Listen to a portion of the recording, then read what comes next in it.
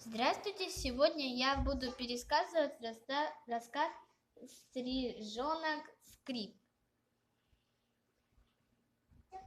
Птенчик Скрип был в яйце. Ему было очень холодно, и кто-то стучал в его коробу своим клювом. Когда он вылупился, он увидел, что это была мама, которая в него стучала. Потом, через некоторое время, прилетела мама и дала ему воды. Ему так понравилось, но это было всего лишь одна капля, так что он захотел еще.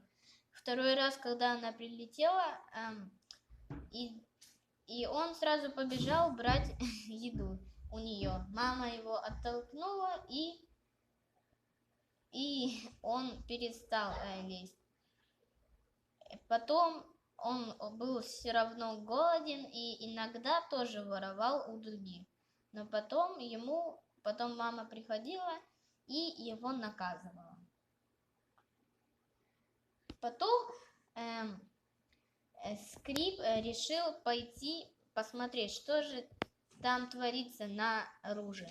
Когда он вышел, он даже сам того не заметил, что он вылетел из своего гнезда.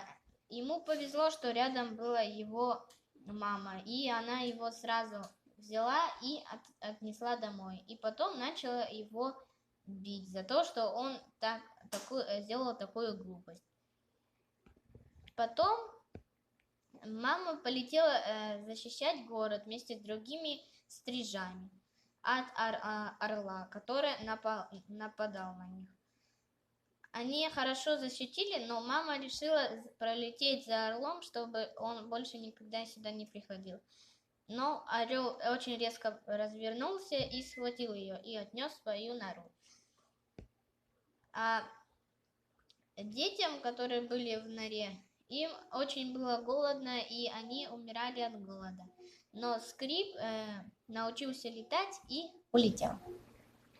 Конец. Все. До свидания.